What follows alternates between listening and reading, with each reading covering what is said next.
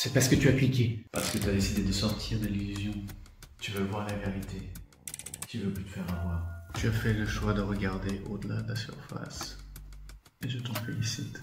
Tu veux voir ce que les autres n'osent même pas imaginer. Ce monde que tu t'apprêtes à découvrir est caché aux yeux de la plupart. Pourtant, il a toujours été là. Aujourd'hui, on commence par le début. Et si tu es prêt, alors rentre.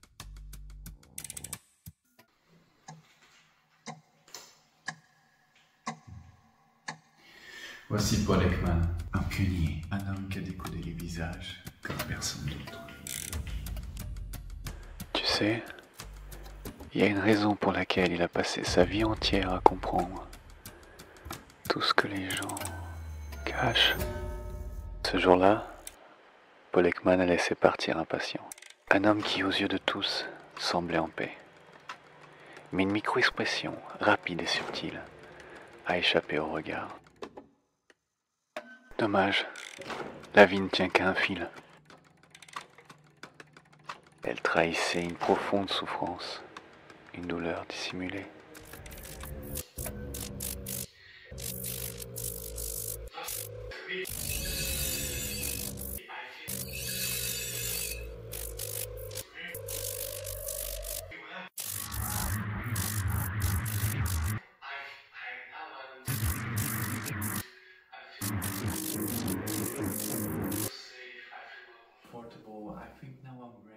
Cette erreur, Paul Ekman ne l'a jamais oubliée.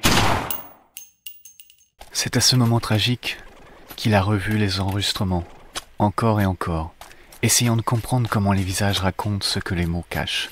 Ce jour-là, il a découvert que le corps, lui, ne ment jamais, même quand tout semble calme en surface. Voulant mettre à l'épreuve sa nouvelle découverte, Ekman est allé jusqu'en Nouvelle-Guinée. Auprès de peuples qui n'avaient jamais eu de contact avec le monde moderne. Pourquoi? Pour démontrer que ces expressions, ces micro-expressions, sont universelles.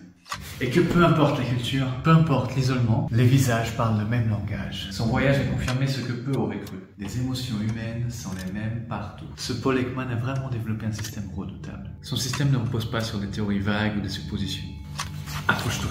Tu vois, les micro-expressions sont des contractions musculaires. Parce qu'aussi fort que l'on soit pour contrôler ses mots, ses gestes, son regard ou même sa posture, contrôler ses réactions musculaires, c'est autre chose. Elles se gestionnent avant que le cerveau ait le temps de dire « cache ça ». Chaque émotion intense déclenche une réaction. Par exemple, la colère active les muscles corrugateurs, juste ici.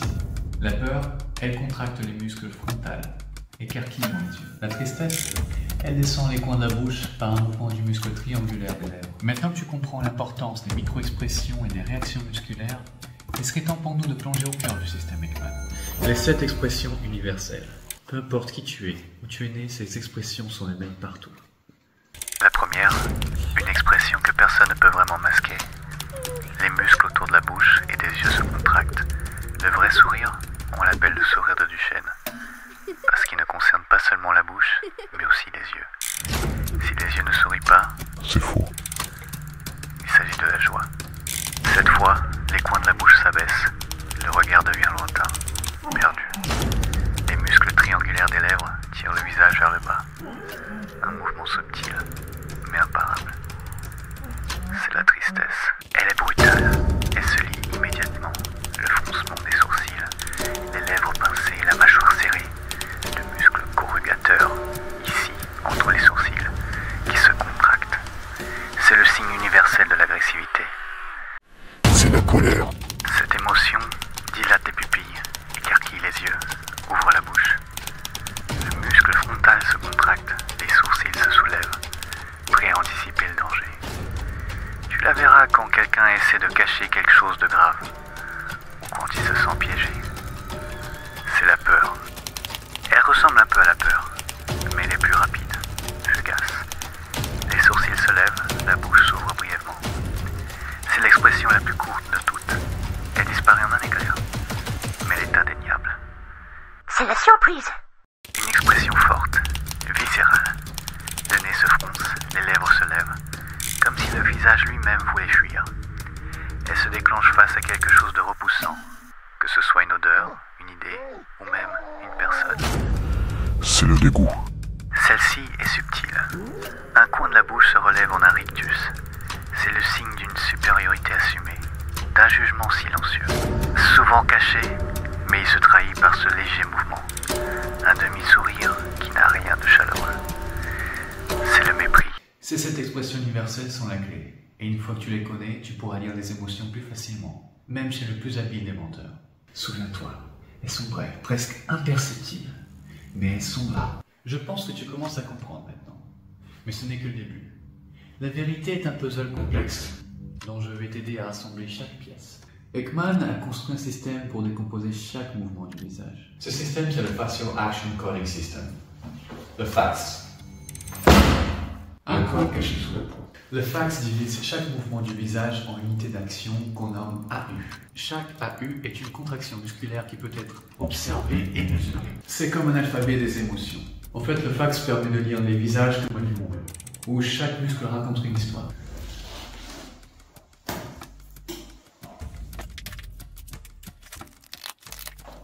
Un sourire sincère, par exemple, active l'AU 6 autour des yeux et l'AU 12 au coin de la bouche. La peur active les unités d'action 1, 2 et 5, qui écarquillent les yeux et ouvrent légèrement la bouche. Avec le FACS, même le plus petit mouvement devient un indice, une donnée. Souviens-toi, cette connaissance a un prix. Et quand tu n'auras plus la vérité, tu ne pourras plus en lire. Car une fois que tu maîtrises les micro-expressions et le FACS, tu seras condamné à voir ce que les autres voient. Maintenant que j'y pense, j'ai totalement oublié de me présenter. J'espère vraiment que tu m'en voudras pas.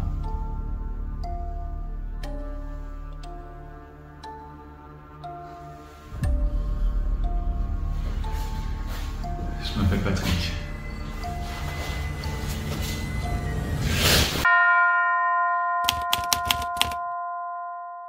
Si tu veux,